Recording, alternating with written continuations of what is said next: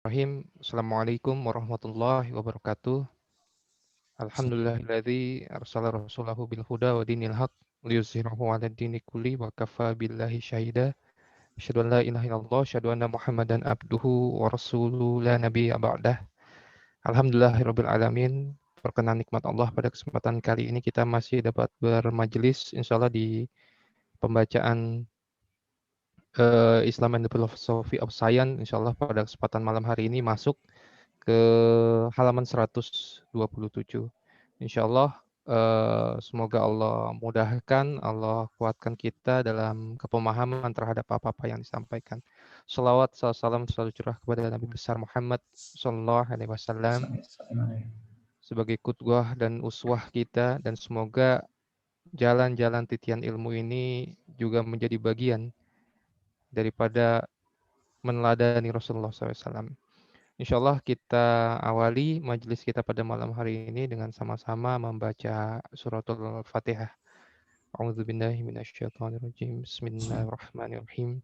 Alhamdulillahirabbil alamin arrahmanirrahim maliki yaumiddin iyyaka na'budu wa iyyaka nasta'in ihdinas siratal mustaqim siratal ladzina an'amta 'alaihim ghairil maghdubi 'alaihim waladdallin amin.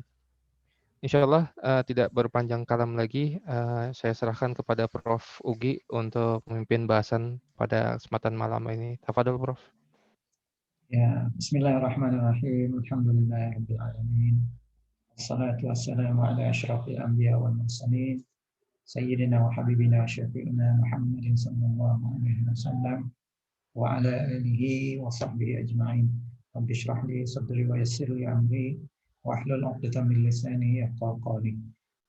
وافتح لنا حكمتك وانشر علينا رحمتك من خزائن رحمتك يا ارحم الراحمين. اللهم نور قلوبنا بنور هدايتك كما نورت الأرض بنور شمسك أبدا أبدا برحمتك يا أرحم الراحمين.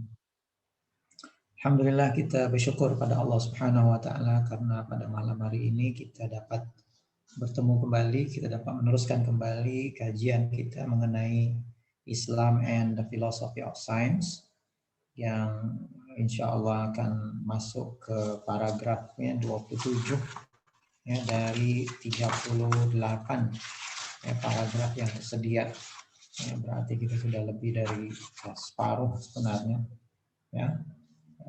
Ini sudah di halaman 127 ya. Insya Allah kita akan teruskan ya, mudah-mudahan Allah Subhanahu wa taala tetap memberikan istiqomah ya kepada kita untuk ya, meneruskan kajian kita ya. Salawat dan salam kita tujukan ya kepada junjungan kita Nabi Muhammad SAW, ya, para anggota keluarganya, ya, dan juga para sahabatnya, ya, para tabi'in, para tabi'it tabi'in, dan juga pada para ulama, ya, yang mewariskan risalah Rasulullah SAW, ya, seperti mana sabda Rasulullah, al-ulama warasatul anbiya. Ya, para ulama itu adalah pewaris Nabi. Ya, jadi kalau tidak ada Nabi lagi, maka yang akan menjadi panutan adalah ya, bagi kita adalah para ulama. Ya.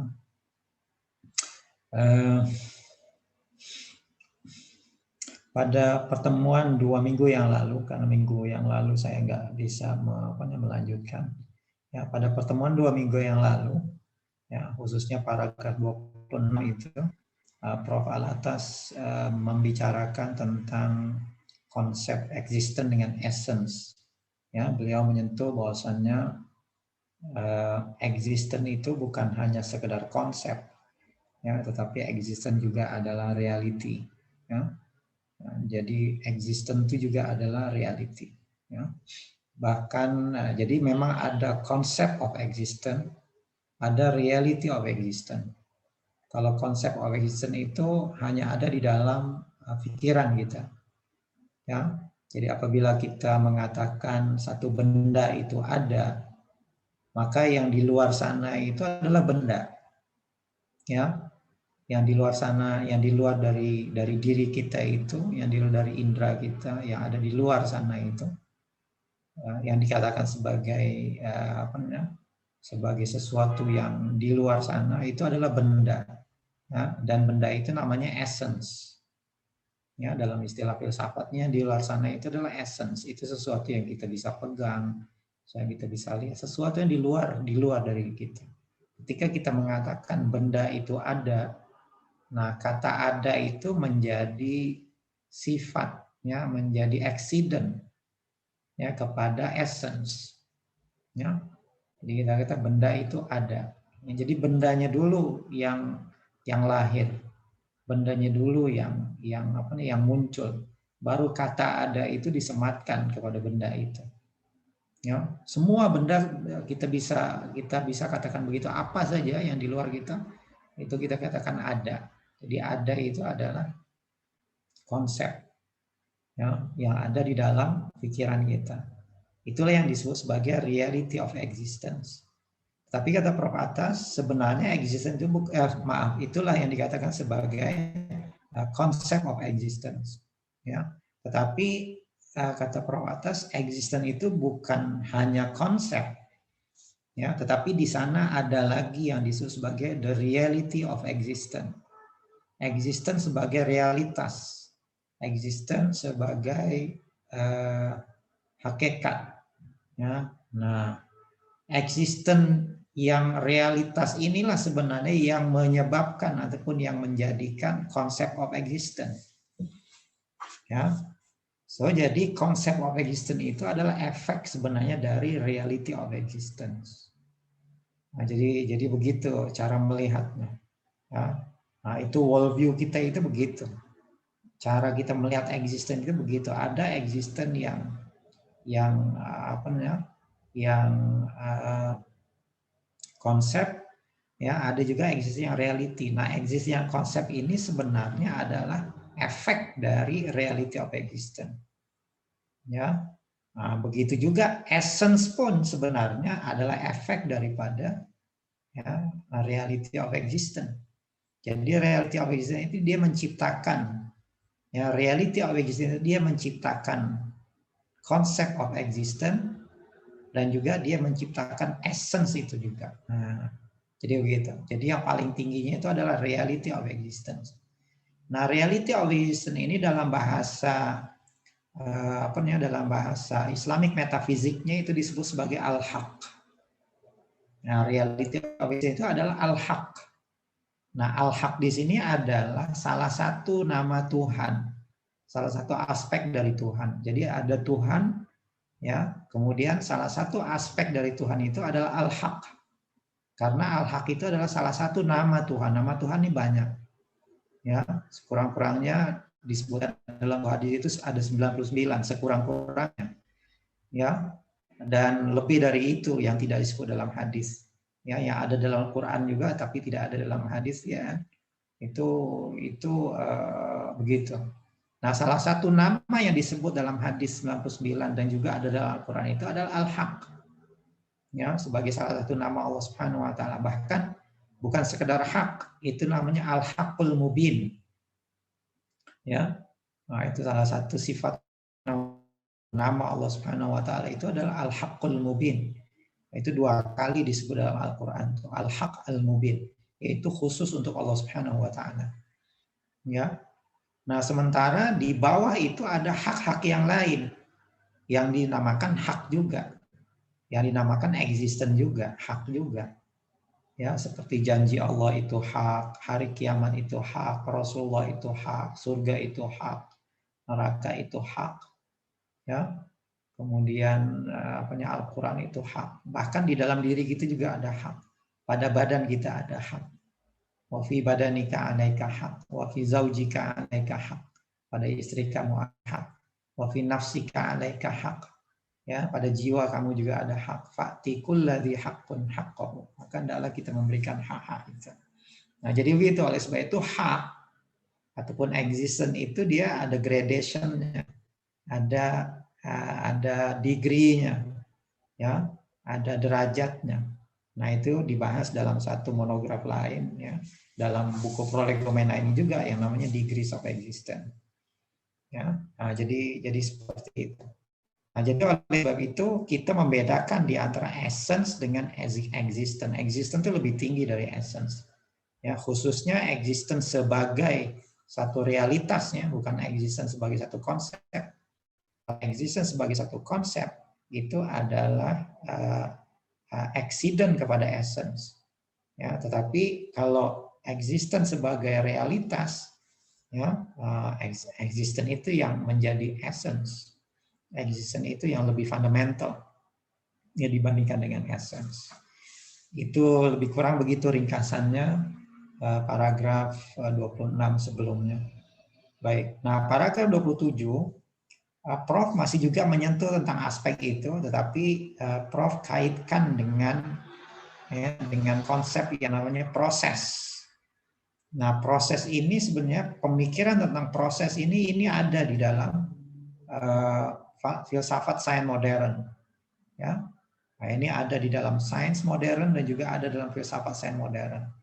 Ya, kita menganggap bahwasanya alam ini berproses. Itu intinya. Alam ini selalu mengalami proses. Alam ini mengalami evolusi. Alam ini mengalami perkembangan. Ya, dengan kata lain, alam ini adalah proses. Alam ini senantiasa menjadi. Ya, senantiasa menjadi alam ini. Ya, always becoming. Ya, always becoming. Ya, nah jadi dalam paragraf 27 ini penekanan Prof atas itu kepada itu ya, kepada yang proses ya. Jadi ini yang ingin kita dalami ya, lebih lanjutnya tentang proses ini. So since the modern philosophy and science have come to realize that the fundamental nature of phenomena is process, ya, the descriptive names that philosophers and scientists have applied to correspond with process must also reflect the dynamism involved in the very idea of process. Nah, 3 kali di sini Prof sebut kata proses. Ya, ada 3 kali Prof atas menyebut kata proses ini. Ini ada satu yang penting. Sebenarnya dulu pun pernah saya sentuh tentang aspek proses nih. Cuman mungkin belum begitu enggak pada masa itu kan di awal-awal Prof sudah menyentuh tentang filsafat proses ini. Ya. So Prof Atas mengatakan since modern philosophy and science, ya, karena ya sains modern dan juga filsafat modern have come to realize, ya, telah menyadari, ya, have come to realize artinya telah menyadari bahwa ya that the fundamental nature of phenomena, bahwasannya sifat dasar dari fenomena, dari kejadian alam ini, dari seluruh kejadian alam ini is proses, itu semuanya adalah proses. Jadi saintis sadar bahwasanya rupanya alam ini berkembang, alam ini berjalan, ya, alam ini mengalami proses, bahkan alam ini juga mengalami seperti evolusi, ya, seperti perkembangan. Alam ini senantiasa berjalan, nggak pernah alam ini berhenti. Dia selalu berkembang, selalu berkembang, selalu berkembang, selalu menjadikan sesuatu, ya, selalu memunculkan peristiwa-peristiwa baru. Ya, setiap saat, setiap detik, setiap tempat, ya, alam ini selalu menimbulkan sesuatu yang baru. Dia seolah-olahnya proses yang sedang berjalan. Kan begitu. Ya, pandangan kita juga begitu terhadap alam ini.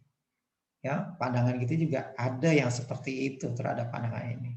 Dan itu juga yang dipegang oleh sains modern. Sains modern menganggap alam ini proses, alam ini berevolusi.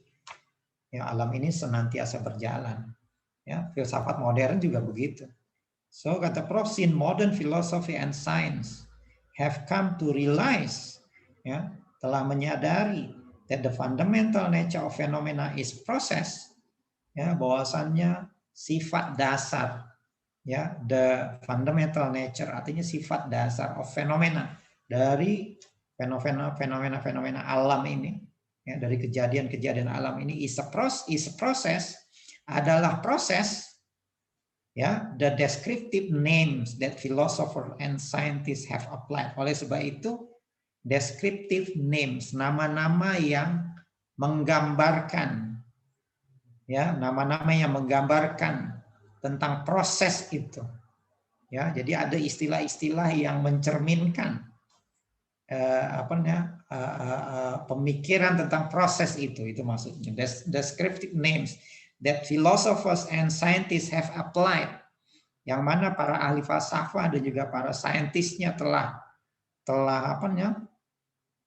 terapkan, telah kenakan, ya, mengenakan kepada fenomena-fenomena yang dianggap proses itu correspond, ya, with proses, ya, yang bersesuaian, ya, yang memang berkorelasi, yang memang berhubungan, correspond artinya berhubungan dengan proses itu sendiri, must also reflect, ya, dengan begitu juga, ya, begitu must also reflect, oleh sebab itu dia mesti juga merefleksikan, dia juga mesti membayangkan, memantulkan the dynamism, ya, dinamika, ya, dinamisme, gerak, ya, ada terlihat bahwasanya, ya, istilah-istilah yang digunakan oleh para ahli falsafatun dia melambangkan gerak, yang melambangkan tadi itu, melambangkan proses, involved in the very idea of process, yang terlibat dalam ide ataupun gagasan tentang proses itu sendiri.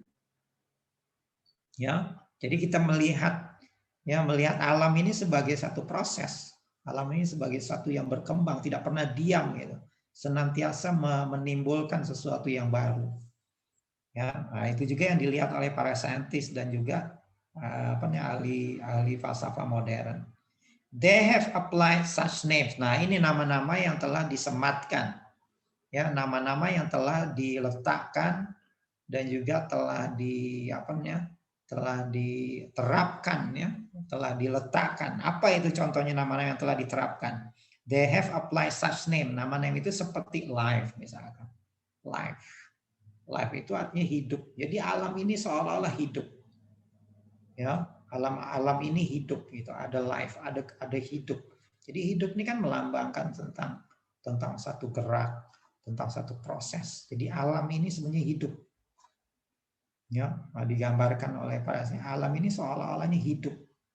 Ya, life ataupun vital impulse. Nah, vital impulse ini, istilah vital impulse sebenarnya diambil dari pemikiran salah seorang ahli falsafah Prancis, ya, Henri Bergson namanya, ya. So beliau mengemukakan istilah ini, vital impulse, yaitu sebagai creative source of evolution of life and consciousness in nature. Jadi yang dikatakan vital impulse itu seperti dorongan yang sangat vital gitu, dorongan yang paling mendasar, dorongan yang paling penting, ya, yang merupakan creative source, yang merupakan sumber kreativitas, sumber penciptaan itu sendiri, ya, yang berevolusi di balik semua, ya, di balik semua evolusi penciptaan, ya, kehidupan itu ada vital impulse-nya. Ada dorongannya, ya, ada seperti consciousness-nya, ada kesadarannya, ya, di dalam alam, seolah-olah alam ini sadar, ya, itu vital impulse itu seolah-olah alam ini memiliki kesadaran. Nah, tadi kalau life itu seolah-olah alam ini hidup, ya, alam ini bergerak seolah-olah, ya, semuanya bergerak gitu di alam ini. Oh, energi, ya, ini energi lebih ini lagi kalau kita menggunakan istilah energi. Ya, lebih teknikal, lebih teknis lagi. Ya, jadi semuanya ini energi, dalam alam ini ada energi. Ya, ada energi. Dari energi inilah yang melahirkan semuanya. Ya, yang memunculkan semuanya dari energi. Nah, itu bisa disimpulkan bahwasanya alam ini memiliki energi. Ya, ada energi. Ya, kalau kita tenaga, ya, kalau energi itu dalam bahasa kita apa? Tenaga. Jadi alam ini punya tenaga, punya semangat. Ya, punya sesuatu yang bisa hidup. Nah, ini istilah-istilah yang digunakan oleh ahli falsafah kita, life, vital impulse, energy, ya, semua ini kata Prof implying the movement, yang memberi makna adanya pergerakan. Adanya pergerakan di dalam ini. Alam ini bergerak. Nature ini sebenarnya bergerak. Nature ini berjalan, ada movement. Ya kan? Ada movement, ada pergerakan pada alam ini. Ya. The change, ada perubahan dalam alam ini juga. Alam ini senantiasa berubah. Ya, alam ini senantiasa berubah. Tidak pernah alam ini diam. Ya, sedikit pun alam ini ya, tidak pernah diam. Baik waktunya yang berjalan, space-nya juga yang berkembang, ya kan. Kemudian essence-nya juga yang berubah. Ya, dari satu essence kepada essence yang lain. Ya, dari kemunculan essence kepada kemusnahan essence itu. Essence muncul, kemudian apa namanya berkembang, membesar, kemudian menguncup, kemudian hilang, begitu. Semuanya begitu. Ya, so implying the movement, okay, implying the change, ya, implying the change, ya, and then the becoming. Ya, the becoming artinya selalu menjadi. Ya, selalu menjadi, becoming, semuanya menjadi dan sebentar gitu jadinya. Ya, ala kadarnya lah. Walaupun ada yang terlihat lama, seperti gunung misalnya, kita terlihat lama. Sebelum lahir gunung itu ada Gunung Salak di Bogor misalkan. Ya, sebelum kita lahir ada Gunung Salak tuh. Ketika kita tua begini ada lagi Gunung Salak. Seolah-olahnya dia itu tetap seolah-olahnya, padahal atom-atomnya ya itu bergerak ada dan tiada, ya kan? Jadi sebenarnya dia selalu dalam keadaan becoming, ya, pada dasarnya gitu, selalu becoming, selalu menjadi dia, ya, the becoming that are productive, ya, of the event in space time, yang bersifat produktif, dia selalu memproduksi. Ya, selalu memproduksi. Kita sendiri memproduksi. Kita sendiri berasal dari orang tua kita. Kemudian jadi kita. Kemudian kita punya anak. Anak kita punya anak lagi. Terus. Semuanya begitu juga. Hewan juga begitu. Tumbuhan juga begitu. Ya kan? Benda-benda yang lain juga begitu. Hasil usaha manusia. Meja dulunya tidak ada. Ya, kemudian mejanya ada. Kemudian mejanya juga nanti akan hancur lama-lama. Semuanya begitu. Semuanya begitu. Ya, semuanya berjalan, semuanya berproses. Ya, produktifnya of the events, ya, begitu juga kejadian-kejadian in space and time, semua kejadian manusia, kejadian alam, kejadian sejarah, ya, semuanya adalah perubahan, ya, semua ada perubahan. Oke, nah begitu. So that they have chosen this name as descriptive of the reality manifested as process is itself an indication that they consider existence, unlike life, vital impulse, or energy as a mere concept. Nah, baru di sini Prof menghubungkan di antara tadi itu change dengan existence, ya, di antara proses dengan existence. That they have chosen this name, ya, bahwasannya mereka telah memilih nama-nama ini. Ya, tadi itu memilih nama life misalkan, vital impulse or energy.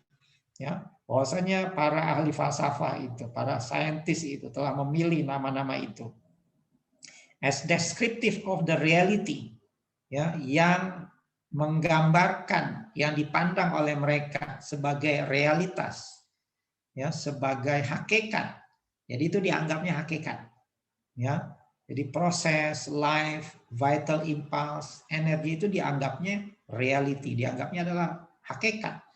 Ya, that is the only reality. Itulah satu-satunya hakikat. Tidak ada hakikat lain melainkan itu saja. Ya, melainkan perubahan itu saja, merupakan life saja, vital impulse saja ataupun energi. Tidak ada yang tidak ada yang lebih mendasar dari energi. Jadi hakikat yang paling mendasar itu adalah energi, misalkan begitu. Ya kan, semuanya itu dibuat oleh energi, semua diciptakan oleh energi, soalnya begitu.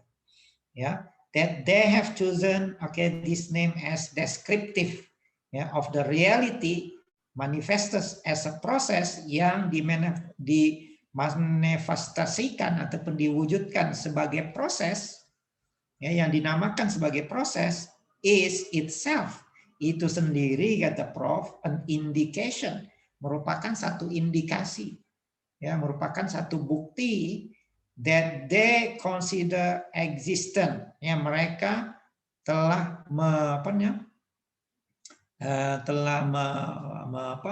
mempertimbangkan, ya telah mengatakan, telah memandang existent, ya kewujudan itu unlike life, tidak seperti life, tidak seperti vital impulse, tidak seperti energy, as a mere concept, ya hanya sebagai konsep. Jadi kalau life, vital impulse, energy itu bukan konsep, kata mereka, itu adalah realitas. Nah, jadi gitu. Yang konsep itu apa? Yang konsep itu existent. Kalau life, ya vital impulse, energi, ya itu bukan konsep, itu real, itu realitas. Jadi energi itu bagi mereka itu realitas. Itulah realitas yang sebenarnya, energi life, ya. Kemudian consciousness in the nature, yaitu bagi mereka adalah reality, ya reality. Sementara existent bagi mereka konsep, ya. So antara energi dengan katalah kita bandingkan di antara energi, ya dengan existent. Energi itu bagi saintis itu lebih real dari existent, ya energi itu lebih real dari existent. Energi itu realitas, sementara existent itu konsep yang hanya ada di dalam alam pikiran kita. Kalau energi ada di luar sana, energi yang paling mendasar. Sementara existence itu hanya ada dalam pikiran kita. Nah, begitu maksudnya. Ya. So, ya, as a mere concept, ya, it's self indication that they consider existence, unlike life, vital impulse or energy as a mere concept. Ya, jadi kembali lagi kepada konsep of existence itu. Jadi existence itu dianggap sebagai konsep saja. Ya, so begitu. Clearly disqualifying it as corresponding with process. Jadi dengan jelas di sini memisahkan, ya mendiskualifikasikan, ya existence itu, ya as corresponding with reality, ya as corresponding with process.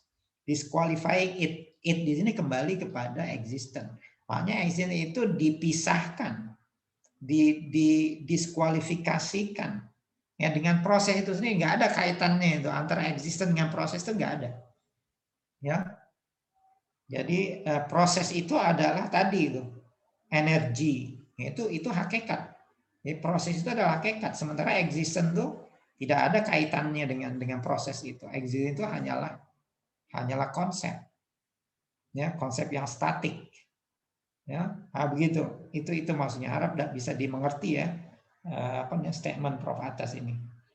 In this sense, maka dalam arti yang seperti ini kata Prof, their formulation of a philosophy of science, formulasi mereka tentang filsafat sains, ya pandangan mereka tentang filsafat sains, ya in contradiction with their positions, ya sebagai satu kontradiksi dengan posisi mereka, dengan pandangan mereka, ya that the reality underlying phenomena is process, ya so bagi mereka, ya the position that the reality underlying the phenomena is process, bahwasanya realitas yang mendasari semua fenomena itu adalah proses, ya semua yang mendasari kejadian-kejadian fenomena itu tidak lebih dari sekedar proses. Ya, nah itu jadi sangat fundamental sekali pemahaman mereka tentang proses. Proses itu adalah segala-galanya. Ya, proses itu adalah yang paling mendasar. Ya. Nah, pandangannya seperti ini kata Prof, in this sense, dalam arti yang seperti ini, their formulation of philosophy of science. Ya, formulasi mereka tentang filsafat sains. In contradiction with their position that the reality underlying is process, ya sebagai bertentangan dengan posisi mereka, ya yang mengatakan bahwasannya reality underlying, ya the phenomena is process, bahwasanya hakikat yang mendasari semua fenomena itu adalah proses. Still revolve within the sphere of essentialistic worldview. Kata Prof, pandangannya seperti ini masih lagi berlegar, masih lagi berputar, still revolves, masih lagi berlegar within the sphere of essentialistic worldview, masih lagi berlegar di dalam tataran pandangan hidup yang bersifat essentialistic. Nah, hari itu kita sudah sentuh, ada dua pandangan hidup kan, ada yang bersifat essentialist, ada yang bersifat existentialist. Nah, pandangan yang seperti ini masih bersifat essentialistic. Dalam arti essence dulu muncul, baru existence. Essence-nya apa? Essence-nya itu tadi energi, essence-nya itu life, essence-nya itu adalah vital impulse, essence-nya itu adalah change, essence-nya itu adalah evolution, ya, essence-nya adalah movement. Itu bagi mereka essence. Ya, adapun existence itu datang kemudian. Nah, pandangan yang seperti ini kata Prof still revolves within the sphere of essentialistic worldview. Jadi worldview yang seperti ini, pandangan hidup yang seperti ini itu dasarnya adalah essentialistic. Essentialistic dalam arti essence itu yang paling utama. Ya, dalam istilah Arabnya itu adalah as-salatul mahiyah. Jadi memang ada dua school nih. Ada school yang mengatakan yang paling asal itu adalah mahiyah, essence. Ya, essence dulu baru existent, tapi ada satu school lagi namanya as-salatul wujud. Jadi ada as-salatul mahiyah, ada as-salatul wujud. Kalau as-salatul wujud mengatakan tidak, sebaliknya. Existence itu dulu yang ada, yaitu reality of existence itu maksudnya. Ya, baru reality of existence itu menciptakan essence dan juga menciptakan konsep of existence. Ya, jadi begitu. Sementara yang essentialistic worldview itu reality of existence nggak ada. Yang ada adalah essence, kemudian yang ada adalah existence, tapi existence-nya itu adalah arot ataupun accident kepada essence. Nah, di situ perbedaan antara essentialistic worldview dengan existentialistic worldview. Ya, nah, jadi pandangannya seperti ini. Jadi ahli falsafah modern, saintis modern itu worldview-nya itu masih lagi essentialistic. Nah, dengan kata lain, pandangan hidupnya itu essentialistic. Ya, memandangnya itu dari essence dulu, bukan dari existence. Nah, itu secara umumnya begitu semua ahli falsafah. Modern, yang begitu saintis modern, sampai etis modern juga, orang ateis modern juga begitu, mengatakan Tuhan itu tidak ada karena adanya itu konsepnya essentialistic, essence-nya dulu. Kalau essence-nya nggak ada berarti nggak ada. Kalau ditanya Tuhan di mana ada, akhirnya mereka kan berkeras, buktikan kalau Tuhan itu ada, buktikan, harus bisa dilihat oleh mata, harus bisa disentuh. Harus bisa dibuktikan secara saintifik, baru hal itu ada. Nah, itu konsep adanya itu masih lagi essentialistic. Nah, itu maksudnya. Harap bisa dipahami ya. So, pemikiran yang seperti ini kata Prof still revolves within the sphere of essentialistic worldview. Worldview. Nah, ini kemudian Prof menjelaskan apa ini essentialistic worldview. Essentialistic worldview itu adalah a worldview preoccupied with things. Nah, itu. Jadi pandangan hidup yang disibukkan dengan things. Disibukkan dengan benda. Disibukkan dengan sesuatu. Jadi berangkatnya itu dari sesuatu. Berangkat berpikirnya itu dari sesuatu, dari essence, dari things. Dari benda-benda yang di luar sana, dari sesuatu di luar sana. Having independent and self-subsistent essences yang dianggap memiliki independen, memiliki kemerdekaan, memiliki ketidaktergantungan dan self-subsistent yang bisa berdiri sendiri, yang disebut sebagai essence. Nah, sesuatu ini ada essence-nya gitu. Suatu ini ada intisarinya, ada intipatinya, dan intipati itulah dia yang berdiri sendiri, yang muncul dengan sendirinya, sendiri dia muncul, ataupun dia dimunculkan oleh energi tadi, Ya, tetapi dia sendiri sebenarnya. Dia memiliki daya sendiri, memiliki daya sendiri. Ya, memiliki energi sendiri. Nah, itulah yang dikatakan sebagai essence. Ya, sebagai essence atau sebagai atomnya lah kita kata ya. Semua sesuatu itu ada atomnya. Jadi atom itulah yang paling kecil, yang paling essence-nya. Ya, ataupun ada DNA-nya ya. Itulah yang paling kecil, ya. So having independent and self-subsistent essences and of events ataupun ya. Nah, of ini kembali kepada still revolve within the sphere of essentialistic worldview. Nah, ini juga still revolve within the sphere of events. Jadi cara berpikirnya itu masih berlega sekitar kejadian, sekedar events, sekedar relation, ya, hubungan satu dengan yang lain, and concept, ya, pertaining to things. Begitu juga tentang konsep mengenai things, mengenai sesuatu. Making things point to themselves as the sole reality, yang menjadikan things, menjadikan sesuatu itu point to themselves. Tidak ada yang lebih daripada things, tidak ada yang lebih dari sesuatu. Yang paling mendasar itu ya sesuatu itu. Ya esen itu yang paling mendasar. Tidak ada yang lebih mendasar dari esen itu lagi. Ya, sehingga esen itu menunjuk kepada making things point to themselves. Ya, sehingga sesuatu itu juga yang dirujukkan, yang ditunjuk, ya, as the sole reality, sebagai realitas satu-satunya. Ya, the soul of reality artinya realitas satu-satunya. Tidak ada realitas yang lebih dari things. Tidak ada realitas yang lebih dari benda, dari sesuatu itu. Nggak ada yang lebih dari itu. Yang paling fundamentalnya itu adalah realitas. Ya, and not to any other reality beyond them. Nah ini, ya. So making things point to themselves as the sole reality and not to any other reality, dan tidak ada lagi realita. Di sini Prof menggunakan reality pakai huruf besarnya. Tidak ada di luar itu reality yang lebih besar dari things, reality yang lebih besar dari benda, dari essence itu tidak ada lagi. Ya, not to any other reality beyond them. Ya, tidak ada hakikat yang lain di luar daripada hakikat benda. Ya, di luar daripada hakikat essence itu tidak ada lagi. Ya, tidak ada. That both includes as well as exclude them. Yang mana sebenarnya ada.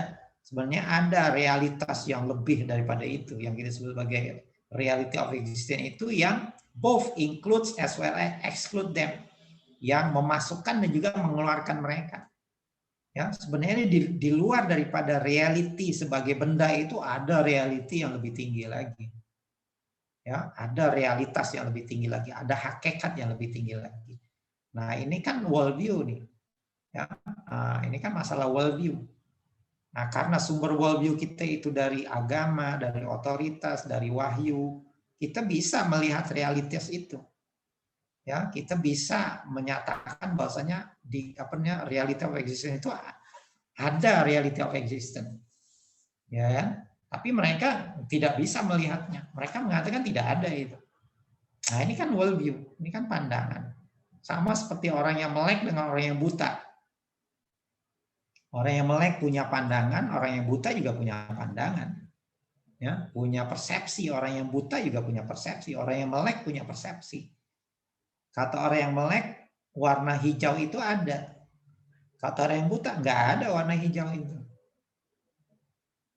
Ya, sebagaimana kita membuktikan adanya warna hijau kepada orang yang buta, kepada orang yang worldview-nya tidak bisa melihat hal itu, bagaimana kita membuktikannya? Susah.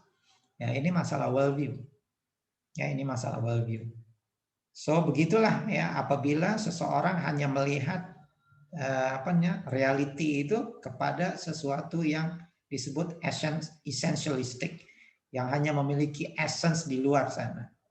Ya, walaupun mereka mengatakan existent, tapi existent itu hanya sebagai konsep saja. Ya, nah, jadi seperti itu. Nah, Prof tadi itu menggambarkan tentang bagaimana filsafat modern itu berpikir dan juga menerangkan ya tentang hakikat alam ini. Itulah pandangan mereka. Ya, pandangan mereka tentang perubahan, pandangan mereka tentang essence, pandangan mereka tentang existence, pandangan mereka tentang reality. Itulah worldview-nya. Ya, itulah worldview, itulah pandangan hidup para saintis modern. Ya, seperti itu. Nah, kemudian setelah itu Prof menerangkan bagaimana posisi kita. Nah, bagaimana posisi kita? Bagaimana posisi pandangan hidup Islam? Baru di sini Prof masuk. Our position is. Nah, di sini our position is. Nah, ini maknanya mauqifuna. Nah, dalam bahasa Arab mauqifuna, mauqif kita. Pegangan kita, pendirian kita, nah, gitu. Our position, pendirian kita. Ya, is that pendirian kita adalah. Nah, di sini Prof sedang membuat kontras. Ya, sedang membuat perbandingan. Ya, perbandingan antara pandangan hidup mereka dengan kita. Our position is that what is truly descriptive of the fundamental nature of phenomena as process is existence. Lihat. Ya, jadi kata Prof, ya, kata Prof atas, what is truly descriptive of fundamental nature of phenomena? Apa yang sebenarnya menjadi gambaran yang sebenarnya? Apa yang menjadi sifat yang sebenarnya of the fundamental nature of phenomena, yang merupakan dasar, sifat dasar dari fenomena itu, ya, yang dikatakan sebagai proses, itu sebenarnya existent. Jadi yang lebih mendasar dari proses itu adalah existent. Ya, bukan prosesnya itu. Di sebalik proses itu ada existent. Nah, gitu. Jadi proses itu bukan yang terakhir. Proses itu bukan yang paling mendasar, proses itu bukan yang penghabisan. Di sebalik proses itu sebenarnya ada lagi di situ. Nah, kita bisa melihat sesuatu di sebalik proses itu. Apa itu? Existence, kata Prof. Ya, so begitu. Our position is that what is truly descriptive of the fundamental nature of phenomena as process is existence. Kenapa? Because existence alone, both understood as a concept as well as reality, is the most basic and universal entity known to us. Karena apa? Karena existence itu, ya, both understood as a concept as well as reality, baik existence itu yang difahami sebagai konsep ataupun sebagai reality, sebagai hakikat, is the most basic and universal entity known to us. Itu merupakan, ya, sesuatu yang paling dasar, the most basic, ya, sesuatu yang paling mendasar, and universal, dan yang paling universal, ya, entitas yang paling universal dan yang paling mendasar yang kita ketahui, existent. Bahkan kalau kita mengatakan mana lebih semuanya bisa kita sifati dengan existent. Proses ada nggak? Ada. Nah, berarti di situ berarti ada, ya. Berarti di situ bisa disematkan ada. Ya. Proses ada. Vital impulse ada, energi ada. Ya, berarti di sana ada sesuatu. Ada. Ya. Ada yang mengadakan itu. Karena masih bisa disematkan dengan kata ada. Jadi kata ada ini adalah kata yang paling basic kepada semua benda. Apa saja kita bisa sematkan sifat ada. Ya. Apa saja semua kita bisa sematkan. Energi ada. Elan vital ada. Ya, vital impulse ada. Life ada, evolution ada. Semuanya ada. Semuanya memiliki kata ada. Semuanya memiliki sifat ada. Kata Prof, ada itu baik secara konsep ataupun secara realitas itu adalah yang paling mendasar. Tidak ada yang lebih dari, ya, lebih dasar daripada ada itu. Ya, tidak ada yang lebih mendasar daripada kewujudan. Yang kita ketahui ada itu yang paling prime, yang paling mendasar. Nah, itu kata Prof. Ya, it is true kata Prof. It is true that existence understood as a concept is static and does not correspond with process. Betul kata Prof. Ya, betul. Existence yang difahami sebagai konsep itu adalah statik. Betul, dia hanya nempel. Ya, rumah ada, handphone ada, energi ada, life ada, proses ada, alam ada, Tuhan ada. Bahkan Tuhan pun kita kata ada ya. Ya, alam ada, Tuhan ada. Seolah-olah adanya itu sama levelnya. Alam ada, Tuhan ada. Seolah-olah ada itu adalah sama gitu levelnya. Padahal ketika kita mengatakan alam itu ada untuk alam itu masih konsep. Tapi kalau Tuhan itu ada, itu tidak terpisah di antara Tuhan dengan ada itu tidak terpisah. Ya, mana lebih dahulu ada ataupun Tuhan? Kalau alam itu ya, kalau kita berpikirnya esensialistik, alam itu dulu, baru kata ada itu ada. Tetapi sebenarnya ya, kalau untuk Tuhan, ada dengan Tuhan itu tidak terpisah. Ya, ada dengan Tuhan itu tidak pernah terpisah. Gak bisa kita mengatakan Tuhan itu datang duluan baru kata ada, tidak. Ya, ada itu adalah esensi dari Tuhan. Ya, makanya sifat Tuhan yang pertama nafsi, ada yang pertama itu wujud. Ya, nah itu bahasa filsafatnya wujud ya, bahasa filsafatnya wujud. Tapi bahasa Al-Qur'annya itu hak. Ya, bahasa Al-Qur'annya itu adalah al-haq. Dan hak ini adalah salah satu nama saja dari Allah Subhanahu wa taala, salah satu nama saja dari Tuhan. Nah, jadi kita harus melihatnya begitu. Jadi wujud itu adalah dalam istilah filsafatnya. Tapi dalam istilah Qur'annya, wujud itu artinya hak. Ya, dan hak itu adalah ya salah satu nama Tuhan. Ya, nanti kita ke sana. Ya. So jadi begitu, it is true that the existence understood as a concept is static and does not correspond with process. Ya, dan tidak bersatu dengan proses. Ya, tidak korespon. Jadi proses ada itu ya ada, terpisah dia. Ya, itu. But we maintain. Nah ini penjelasan yang selanjutnya. But tetapi kata Prof, we maintain. Kami juga pertahankan. Kami juga bisa mempertahankan. Ya, kami juga berpendirian gitu maksudnya. But we maintain that existence is not merely a concept. Existence itu bukan semata-mata konsep. Nah, ini yang harus kita pegang. Ini yang tidak ada pada yang lainnya. Kita berpegang kepada bahwasanya existence itu bukan sekedar konsep. Kita berpegang juga bahwasanya existence itu reality. Nah, di sini bedanya. Ya, di sini bedanya. So, di sini Prof mengatakan, but we maintain that existence is not merely a concept, it is also a reality. It is also a reality. Tetapi, ya, existence itu juga adalah realitas.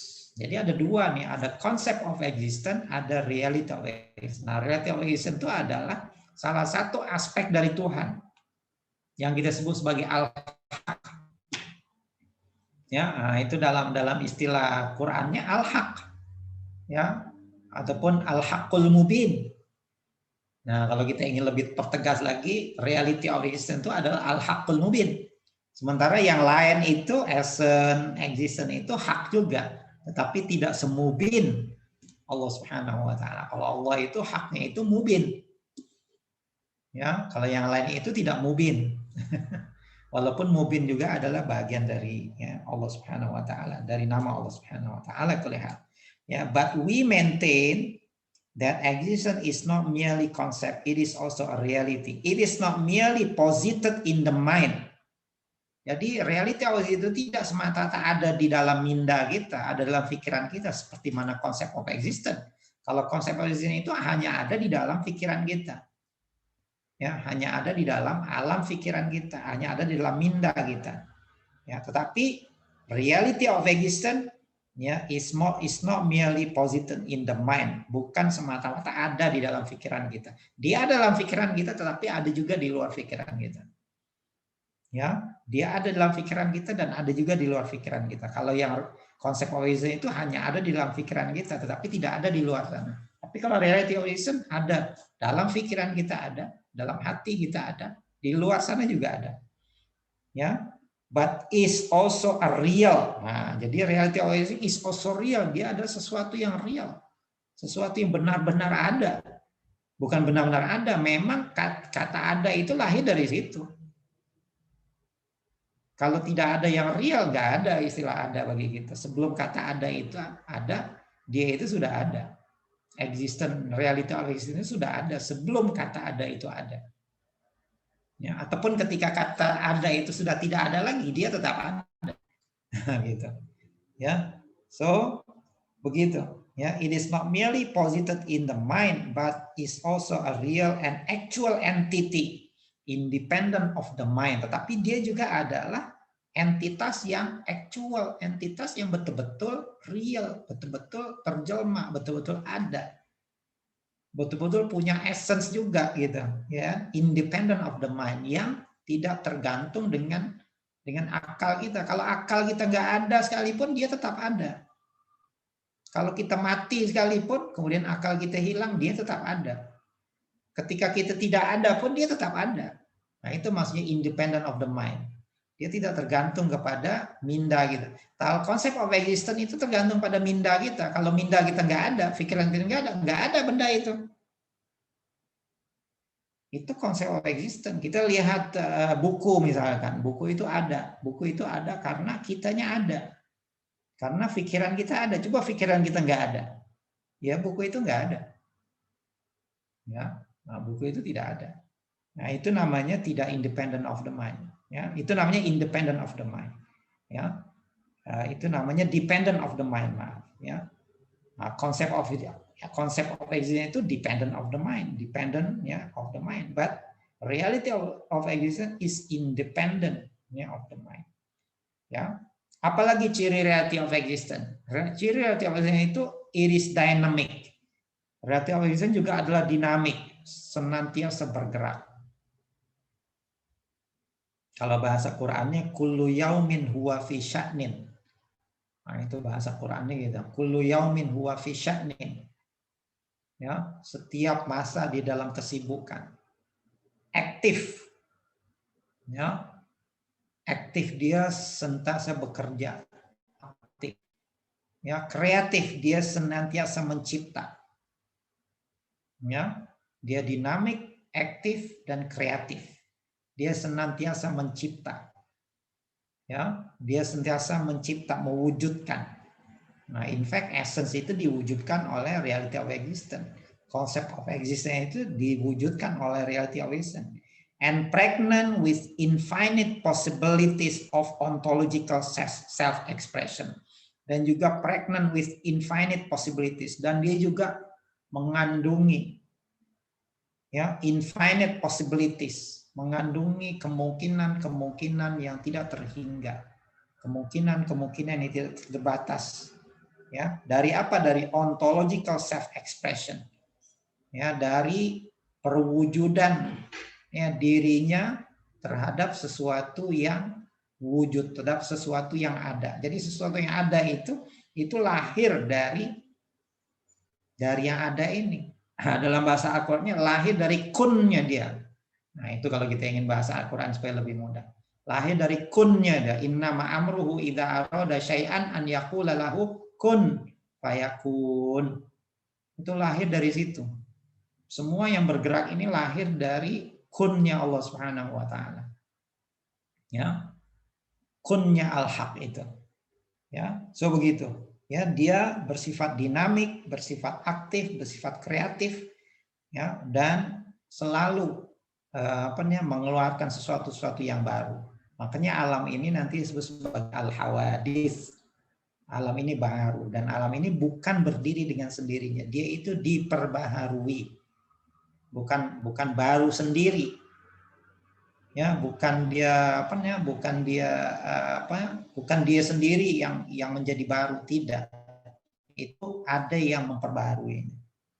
Ya, so begitu. Ya, pregnant with infinite possibilities of ontological self-expression. It is an aspect of God. Nah, ini. Jadi ini reality of existence itu adalah an aspect of God, salah satu wajah Tuhan. Ya, salah satu wajah Tuhan. Ini yang kita sebut sebagai al-haq. Ya, it is an aspect of God. Ini salah satu aspek dari Tuhan. Ini salah satu wajah dari Tuhan. That arises from the intrinsic nature of His names, yang muncul, yang timbul dari intrinsic nature of His name, yang timbul dari ya sifat dan juga namanya, dari hakikat nama Allah Subhanahu wa taala itu, yaitu al-haq. Jadi dari nama Allah Subhanahu wa taala ini muncul essence, muncul alam ini. Ya, muncul nature ini, muncul proses itu. Ya, muncul energi itu, muncul life itu, muncul vital impulse tadi. Itu dari dia ya. Dia bukan muncul dengan sendirinya. Jadi hakikat yang paling mendasar di sebalik semua itu adalah Tuhan. Ya, adalah Tuhan, ya. So begitu. Ya, ataupun al-haq. Ya, kalau kita ingin ini itu adalah hak. It is an aspect of God that arises from the intrinsic nature of His name and attributes-nya, dari nama-namanya, al-asma'nya, dan juga dari sifat-sifatnya. And is therefore a conscious entity. Oleh sebab itu maka al-haq ini adalah conscious entity. Yang conscious itu bukan alam. Tapi yang conscious ini adalah al-haqnya itu. Reality of existence-nya itu yang conscious. Bukan alamnya. Alam ini tidak punya kesadaran. Alam ini tidak punya kehidupan. Alam ini tidak punya energi. Sebenarnya energi itu datang dari al-haq. Ya, is therefore a conscious entity acting in accordance with God's customary way of acting. Ya, yang entity ini adalah bergerak ya sesuai dengan sunnatullah. Jadi alam ini bergerak dengan sunnatullah. Nah ini bergerak dengan sunnatullah, God's customary of acting. Cara kebiasaan Tuhan bekerja, nah itu namanya sunnatullah. Ya, itu namanya sunnatullah. Ya, oke, mungkin saya berhenti di sinilah. Saya sudah 1 jam nih. Ya, saya pun sudah hampir maghrib ya, mungkin 15 menit ya, ke depan kita buka untuk ini saja ya, untuk tanya jawab. Ya kan? Sisanya nanti kita teruskan pada minggu ke depannya. Ya, sampai sini pun saya rasa sudah jelas. Karena paragraf yang selanjutnya ini hanya ingin melanjutkan tentang apa yang disebut sebagai sunnatullah. Ya, sebagai apa yang orang barat ataupun filsafat menyebutnya law of nature. Nah, mereka sebut law of nature, sudah habis. Law of nature itu yang paling tinggi sudah. Bahwasanya nature itu punya law. Ya, jadi nature itu yang paling tinggi. Kalau ada bahaya mereka sebut natural disaster. Kalau ada tsunami misalkan, ada banjir, ada gempa bumi, ya, ada gunung meletus, udah paling tinggi mereka kata natural disaster. Bencana alam, sudah habis. Mereka tidak kaitkan lagi dengan Tuhan, tidak kaitkan dengan law of nature. Dan law of nature ini sebenarnya ciptaan Tuhan.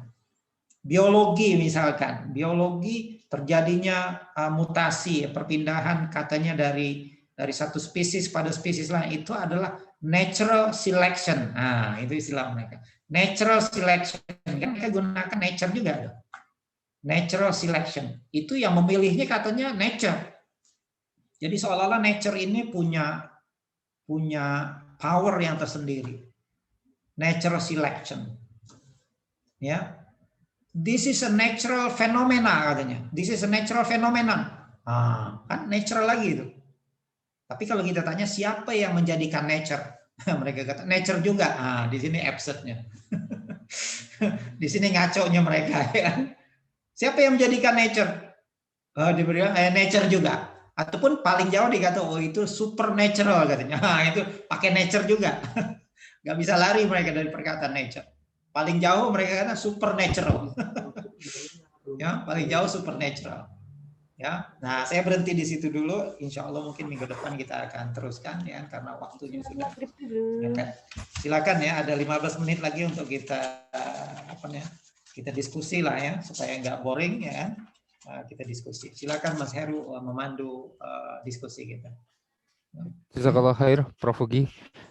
Tafadhol dipersilakan kepada Bapak Ibu kepada rekan-rekan yang ingin bertanya atau berdiskusi khusus di sela waktu 15 menit ini, dipersilakan.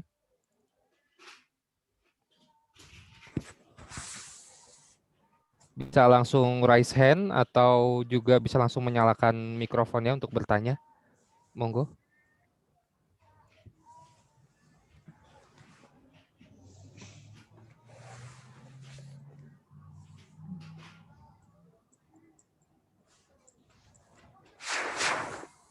Mungkin izin Prof sambil menunggu dari Bapak Ibu dan rekan-rekan yang akan bertanya. Ya, Saya izin bertanya juga Prof. ya Ini silakan. menarik tadi Prof di akhir menutup dengan bagaimana para saintis modern terutama menyandarkan banyak hal pada nature sebagai worldview mereka gitu. Mereka di awal mengatakan bahwa berkhidmat kepada alam sebagai proses, tapi kemudian berhenti di alam sebagai penyebab, sebagai cause gitu ya, sebagai sebab juga gitu. Ketika perbincangannya di sains ini kita mudah tergambarnya, Prof. Tapi ketika kita geser ke aspek ekonomi misalnya, apakah aspek ekonomi juga terpengaruh pada pola worldview seperti ini gitu? Atau mereka itu memang di filsafat ekonomi mereka sangat justru malah menangkap fenomenanya gitu, menangkap bagaimana perilaku manusia, rasio manusia gitu membentuk suatu interaksi ekonomi gitu. Jadi apakah pada aspek ekonomi konsep ini juga terpengaruh kuat terutama bagi filsafat-filsafat filsuf-filsuf ekonominya atau ini jarang ditemukan di ekonomi dalam kerangka worldview yang seperti ini dalam memandang yang tadi Prof essence dan existence. Iya, dalam ekonomi kan ilmu ekonomi ini kan ilmu sosial. Kalau ilmu sosial lebih pada manusianya ya. Jadi manusia ini dianggap bagian dari nature sudah. Tapi ada satu ilmu yang mendasar lagi, ilmu yang pelajari tentang nature, yaitu ilmu alam ini, ilmu fisika, ilmu biologi misalkan, ya, ilmu kimia misalnya, itu lebih fundamental lagi, ya, karena manusia itu bagian dari nature. Makanya dalam ilmu ekonomi nanti terbagi pada dua. Ada yang disebut sebagai positive economics. Nah ini pengen ngikutin yang natural science ini, positive economics. Ada yang normative economics. Nah, normative economics sudah kepada manusia nih, kepada behavior, ya, sudah kepada behavior manusia, ya. Tapi yang positive economics, nah ini coba mengikuti ilmu alam, ya kan? Nah, Adam Smith itu sendiri terpengaruh dengan Newton. Kalau Newton kan kembali kepada ilmu alam. Adam Smith karena dia emphasisnya kepada behavior, khususnya behavior manusia tentang ekonomi. Ya, tetapi dia juga mengatakan bahwasanya dalam ilmu ekonomi ini ada unsur-unsur yang bersifat saintifik, ada sunatullah. Kalau bagi kita ada sunatullahnya gitu, ada law of nature-nya pada manusia. Ya, jadi dua-duanya kembali kepada nature juga. Seperti contohnya ketika Adam Smith mengatakan di sana ada yang namanya fenomena pasar. Ya, kan kita belajar tentang pasar kan, tentang market. Apa itu market? Pada akhirnya market itu adalah natural forces juga. Natural forces antara supply dengan demand. Jadi ada forces of supply yang datang dari manusia, kemudian ada forces of demand juga yang datang dari manusia. Jadi pada akhirnya yang menentukan harga itu ya manusia, ya, nggak lebih dari itu. Habis. Jadi market itu adalah sesuatu yang dihasilkan oleh kita sendiri, dihasilkan oleh manusia ataupun dihasilkan paling jauh sekalipun dihasilkan oleh nature. Nggak pernah dihubungkan dengan Tuhan. Sempat si Adam Smith bilang adanya invisible hand. Ya, sempat Adam Smith bilang adanya invisible hand. Ada tangan gaib. Tapi dia nggak kaitkan dengan Tuhan. Dia biarkan vague macam itu kan. Dia biarkan samar. Invisible hand. Invisible hand pada akhirnya ya nature lagi. Biarkan katanya. Makanya Adam Smith bilang, biarkan, serahkan pasar ini kepada pasar. Biarkan, serahkan. Pemerintah jangan ikut campur. Nanti pasar sendiri yang akan memperbaikinya. Maknanya apa? Nanti pasar sendiri, nature sendiri akan memperbaiki pasar. Gitu maksudnya. Jadi paling tingginya nature juga. Nah, kan beda dengan ketika di zaman Rasulullah. Satu hari harga-harga tuh naik. Kan pernah ada hadisnya kan. Satu hari harga-harga tuh naik. Kemudian masyarakat bilang sama Rasulullah, ya Rasulullah, Allah tuh sa'ir lana. Wahai Rasulullah, kenapa Tuhan tidak menetapkan harga? Apa kata Rasulullah? Innallaha huwal musa'ir. Allah itu adalah musa'ir. Allah itulah yang menentukan harga. Lihat. Bagaimana worldview-nya Rasulullah itu, dia nggak mengatakan nature. Dia kaitkan langsung dengan Tuhan. Dia kaitkan langsung dengan reality of existence. Ya, karena yang menjadikan semua ini Tuhan.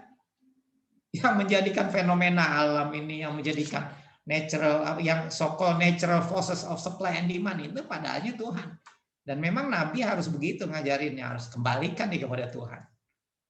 Ya kan? Karena Nabi sedang mengajarkan worldview, sedang mengajarkan akidah, sedang mengajarkan pandangan hidup.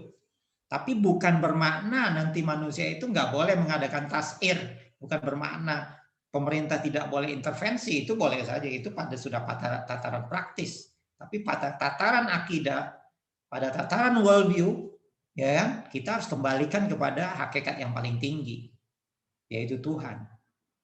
Ya, makanya di situ ada salah satu nama Tuhan yang dalam nama Tuhan yang berkait dengan ekonomi, yaitu Al-Musa'ir.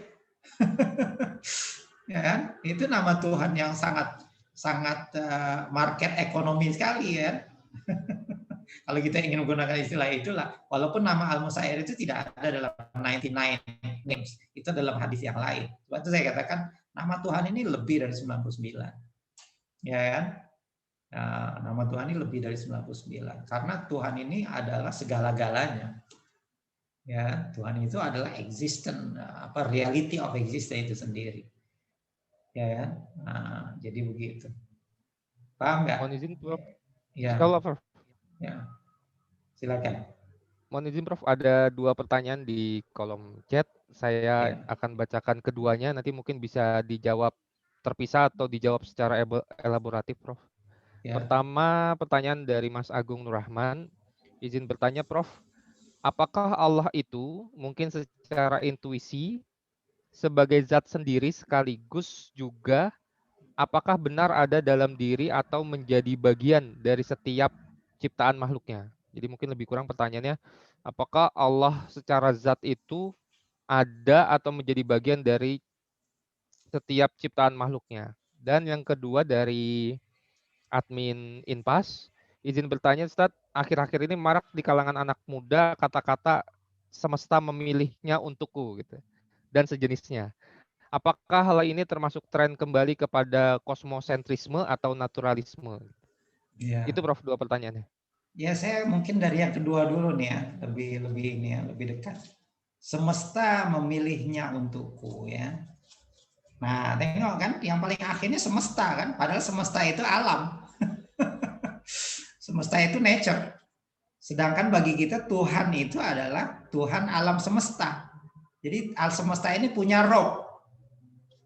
Jadi semesta itu tidak berdiri sendiri. Jadi ketika kita mengatakannya semesta memilihnya untukku, ya kan? Itu artinya yang paling tingginya itu semesta. Padahal seharusnya Allah memilihnya untukku. Ya kan? Seharusnya Allah memilihnya untukku, ya kan? Sebenarnya Allah itu yang memilihkan. Bukan alam yang memilihkan. Itu di tingkat akidah ya, di tingkat hakikat, di tingkat worldview kita harus begitu.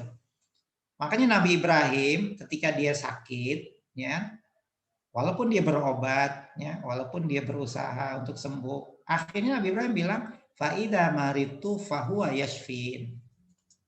Ya, apabila aku sakit, maka dia sebenarnya yang menyembuhkan. Langsung Nabi itu langsung worldview-nya itu langsung ke Allah.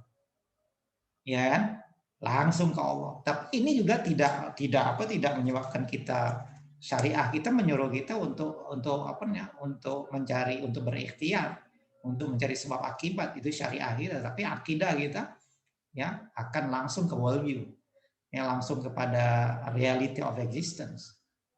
Ya, jadi memang ekspresi yang seperti ini itu dekat kepada naturalisme ya. Ya itu lagi naturalisme, semuanya natur. Ya, ataupun kosmosentrisme, kosmos, semuanya nature, semuanya alam. Ya kan? Seolah-olah alam ini berdiri sendiri, seolah-olahnya. Padahal alam kan nggak ada yang berdiri sendiri kan? Bagi akidah kita ya, bagi worldview kita, apakah alam ini berdiri sendiri? Apakah alam ini bergerak sendiri? Ya kan? Apakah alam ini berevolusi sendiri? Apakah Tuhan tidak berperanan di dalam semua kejadian alam ini? Enggak kan? Tuhan itu sangat berperanan dalam setiap kejadian di alam ini. Ya kan? Tidak ada satu kejadian pun yang tidak diizinkan oleh Tuhan. Ya kan? Tidak ada satu kejadian pun yang di luar pengetahuan Tuhan, di luar ilmu Tuhan. Tidak ada satu kejadian yang di luar tangan Tuhan, quote and quote. Ya kan? Semuanya itu dari Tuhan. Nah, kaitannya dengan yang pertanyaan yang pertama itu karena semuanya dari Tuhan dan kita juga tidak boleh terperangkap dengan fahaman yang menyamakan Tuhan dengan alam. Nah, ini satu ekstrim lagi. Tadi menyatakan alam saja yang paling independen. Alam saja yang paling mendasar. Tuhan tidak ada peranannya. Nah, ini sudah materialistik kan, sudah esensialistik, sudah naturalisme kan. Tapi ada satu lagi yang Tuhannya itu ada, tapi Tuhannya itu menyatu dengan alam. Nah, ini salah juga. Tuhan dengan alam menjadi satu, sehingga alam itu Tuhan, Tuhan itu alam. Ya, Tuhan itu ada di mana-mana. Ya, nah ini namanya fahaman panteisme. Kalau Tuhan itu ada di mana-mana itu panteisme. Kita enggak, worldview kita tidak. Worldview kita tidak menyatakan Tuhan itu panteisme. Ataupun monisme. Monisme itu Tuhan menyatu dengan makhluknya. Ya kan? Tuhan itu bersatu dengan makhluknya, itu monisme. Ya, ataupun hulul ataupun ittihadnya dalam bahasa Arabnya itu hulul ataupun ittihad. Karena ittihad ini dua-duanya nggak benar, dua-duanya ini tidak benar. Ya, kita membedakan antara Tuhan dengan alam. Karena dalam definisi kita Tuhan itu apa? Alam ini apa? Alam itu adalah masiwallah. Alam ini adalah apa yang bukan Allah. Ya kan? Apa yang bukan Allah. Dan alam ini adalah ciptaan Allah. Nah, itu beda kan? Alam ini ciptaan Allah dan degree of existence-nya juga lain. Kalau alam itu degree of existence-nya itu adalah possible. Kalau Allah degree of existence-nya itu adalah necessary. Nah, itu sudah lain ini. Makanya kita membedakan antara Tuhan dengan alam. Ya, jadi jangan keliru nih. Ya, memang kita mudah untuk dikelirukan. Ya, antara menolak kewujudan Tuhan yang ada hanya alam ataupun menyamakan Tuhan dengan alam. Nah, ini pun keliru juga. Walaupun Tuhan itu ada, tetapi Tuhan sudah disamakan degree of existence-nya dengan alam. Ya, yang paling mudah kalau kita ingin menggunakan bahasa Quran, alam itu adalah ayat Allah. Nah, itu saja. Itu paling mudah. Ya, alam itu adalah ayat Allah, tanda Allah, bukan Allah. Ya, dia adalah tanda-tanda kebesaran, kewujudan, ya, eksistensi dari Allah Subhanahu wa taala. Oleh sebab itu kita tidak menyembah alam. Ya, yang kita sembah adalah Tuhan. Walaupun alam itu juga adalah ayat Tuhan, tapi kita tidak menyembah ayatnya. Ya kan? Kita tidak menyembah ayatnya, yang kita sembah adalah Tuhannya. Ya, tapi walaupun begitu alam itu memiliki kekudusan, memiliki kemuliaan, memiliki kebenaran, ya walaupun tidak sama levelnya dengan Tuhan. Ya, nah, jadi jangan kita kelirukan nih, ya antara keduanya. Jadi itu jawaban saya sekaligus lah ya. Saya mulai dari jawaban yang kedua, kemudian masuk kepada jawaban yang pertama. Oke baik, satu lagi lah kalau ada pertanyaan, satu lagi kalau enggak ada kita cukupkan sampai di sini. Ya. Insya Allah ada yang raise hand, Prof, dari Mas Zakius Sadiki. Tafadhol, Mas Zakius. Mungkin langsung bisa mengaktifkan mikrofon. Ya, Assalamualaikum, Prof. Waalaikumsalam warahmatullahi Mohon maaf, wabarakatuh. kameranya tapi tidak bisa dihidupkan. Ada. Oke, baik. Ya Prof, ini saya masih agak butuh penjelasan Prof gitu. Kalau misalnya kemarin kan di paragraf sebelumnya Prof Alatas menjelaskan bahwa sebenarnya dua mazhab berpikir ini tuh perbedaannya adalah satu pada tahap yang awam, yang satu lagi mungkin yang lebih tinggi begitu. Tapi dia tidak salah, kedua-duanya bisa kita terima, tapi tergantung cara berpikirnya. Ya. Kalau pada cara berpikir eksistensialistik yang tadi sudah Prof jelaskan bahwa segala sesuatu itu dia dinamis, aktif, kreatif gitu, dan dia nyata dan dia aktual, maka dampaknya terhadap sains, Prof, apakah berarti kita tidak bisa menangkap satu fenomena itu secara pasti dan tepat gitu, Prof. Maksud saya, karena dia terus berubah, maka pada satu titik saat kita menangkap, misalnya dalam ilmu psikologi atau mungkin di beberapa di ilmu ekonomi yang sifatnya behavioristik kan juga mencoba untuk mengcapture satu persepsi kah atau perilaku manusia pada satu titik tertentu saat misal kuesioner itu diisi ataupun saat satu alat ukur itu dilakukan. Nah, apakah itu artinya kebenaran itu tidak akan sampai kita peroleh karena kita mengetahui bahwa alam ini dinamis gitu, Prof. Gitu. Apakah seperti itu, Prof, konsekuensinya, atau lalu jika iya atau tidak, apalagi kira-kira konsekuensinya terhadap ilmu pengetahuan kita hari ini begitu, Prof, dari dua cara pandang eksistensialistik dan esensialistik ini. Begitu, Prof. Iya. Baik esensialistik ataupun eksistensialistik bisa juga salah. Ya. Tadi itu yang esensialistik bisa membawa kepada tadi itu, kepada apa namanya? Kepada naturalisme ya. Nah, esensialistik bisa membawa pada nasionalisme. Kemudian yang eksistensialistik juga bisa membawa pada monisme dan juga kepada panteisme. Ya kan? Nah, dua-duanya itu bisa saja salah juga, ya kan? Nah, kita tidak begitu. Ya, dan bisa juga benar kedua-duanya. Ya. Contohnya para ulama kita yang masih bersifat esensialistik tapi esensialistik yang benar. Ya, kemudian yang eksistensialistik juga ya benar, ya bisa benar. Ya. Jadi esensialistik dan esensialistik ini sekedar untuk menjelaskan mana apa namanya cara melihat kepada alam ini dari mana gitu titik tolaknya, adalah bertitik tolak dari essence ataupun bertitik tolak dari existence.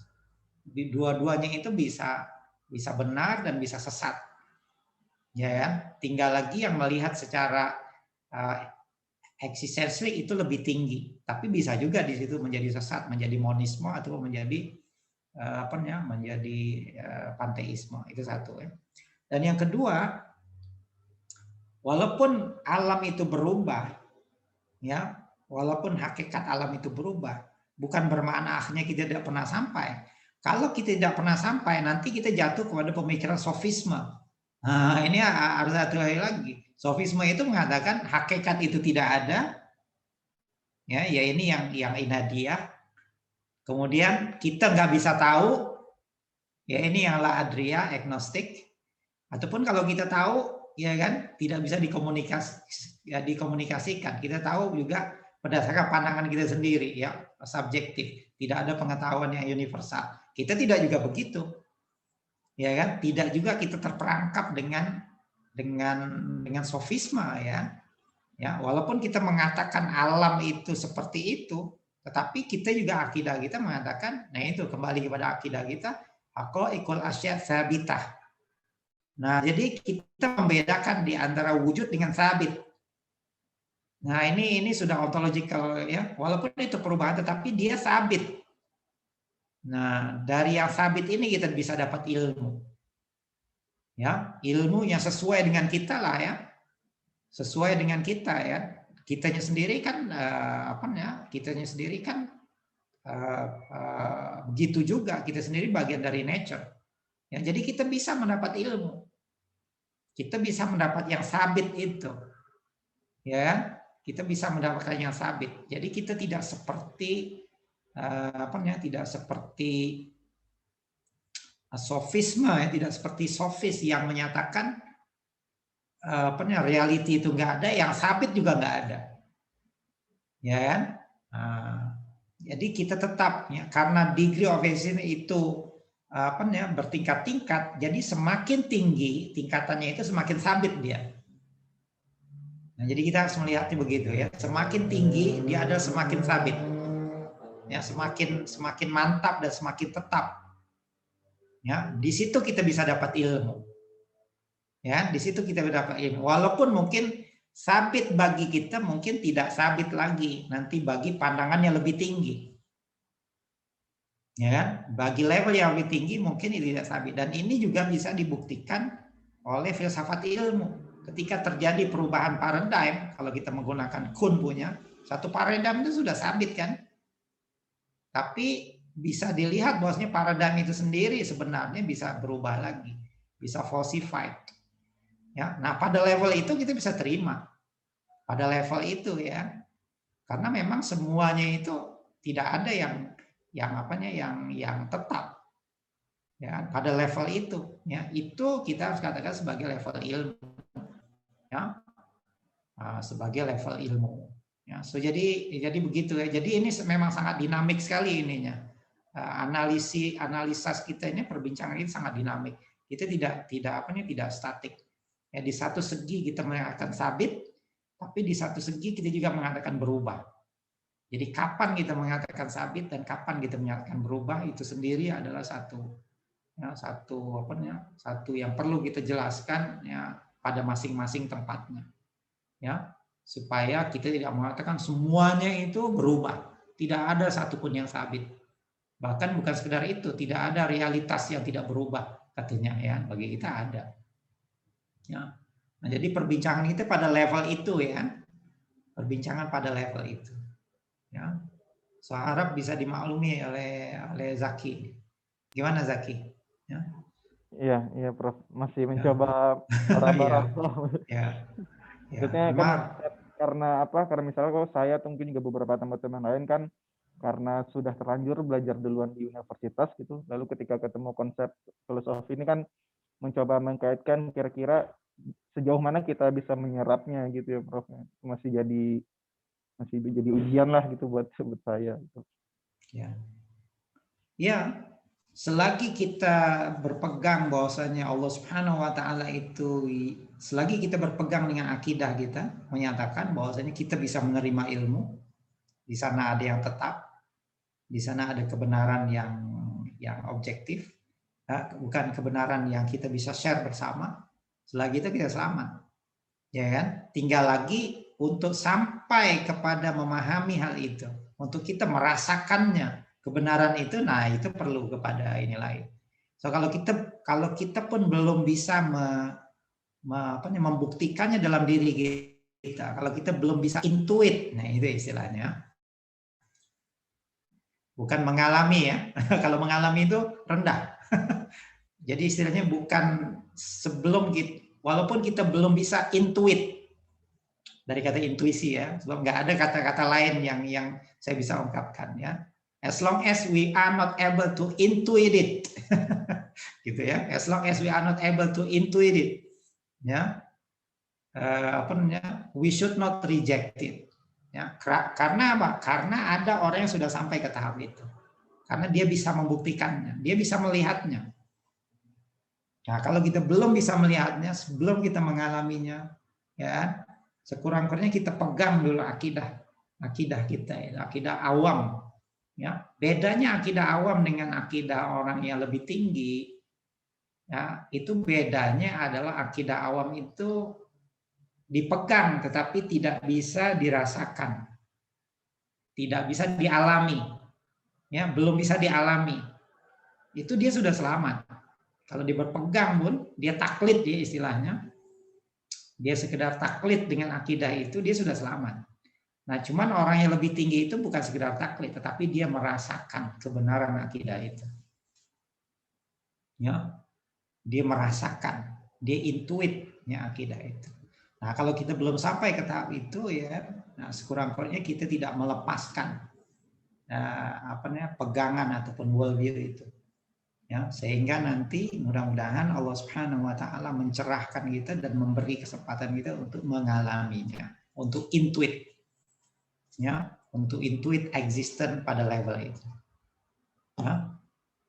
Insya Allah kita akan teruskan lagi ya, masih ada lagi beberapa aspek, kita baru sekitar 67% ya dari perjalanan bacaan kita ya, masih ada Prof, lagi. Dan Prof. memang seperti yang saya katakan, makin hari ini dia makin nanjak, dia punya ininya ya, dia punya fokus gitu tuh harus kita naikkan. Iya Zaki. Prof, minta maaf Prof, agar saya tidak tersesat. Berarti bisa saya simpulkan begini Prof. Misalnya pada teman-teman sains kita hari ini, ya bisa kita jadikan sebagai kebenaran asal sampai pada saat dia bertemu dengan eksistensi yang lebih tinggi, dia tidak menyalahinya gitu ya Prof. Ya, selagi dia tidak menyalahi prinsip-prinsip agama kita, tidak menyalahi prinsip-prinsip akidah kita, ya kan? Maka kita bisa terima sebagai kebenaran. Baik, tapi kalau dia sudah menyalahi prinsip-prinsip akidah kita, nah itu adalah kebatilan. Itu saja, ya. Baik. Karena ada di kalangan para ulama kita yang bisa melihat kebenaran agama kita dan bisa membuktikan kebatilan sains itu, ya. Nah, kalau kita belum sekedar ini bertentangan, ya sudah, kita nggak terima itu, walaupun kita belum bisa membuktikan kebatilannya, ya, secara empiris, secara pengalaman, secara intuisi. Baik, terima kasih Prof. Afwan Ya, tadi memotong. Oke, baik, ya. Saya serahkan kepada Mas Heru lah untuk kita tutup pertemuan kita untuk malam hari ini. Aku qouli hadza wa astaghfirullahaladzim wa lakum. Wassalamualaikum warahmatullahi wabarakatuh. Waalaikumsalam warahmatullahi wabarakatuh. Jazakallah khair Prof. Ugi yang telah membimbing kita dalam pembacaan Prolegomena pada halaman 127 dan 128 ini. Semoga Allah mudahkan pemahaman bagi kita dan Allah kuatkan kita dalam mengamalkannya. Kami ucapkan juga terima kasih kepada Bapak Ibu, rekan-rekan yang sudah hadir. Semoga dapat mengambil manfaat pada pertemuan kali ini dan Allah kuatkan untuk senantiasa mengikuti hingga pertemuan-pertemuan berikutnya. Kita cukupkan majelis kali ini dengan sama-sama membaca doa kafaratul majelis. Subhanakallahumma wa bihamdika asyhadu an la ilaha illa anta astaghfiruka wa atubu ilaik. Al-haqqu min rabbik fala takunanna minal mumtarin wa billahi taufiq wal hidayah. Assalamualaikum warahmatullahi wabarakatuh. Waalaikumsalam warahmatullahi wabarakatuh. Terima kasih Prof. Ugi, jazakumullah khairan katsiran.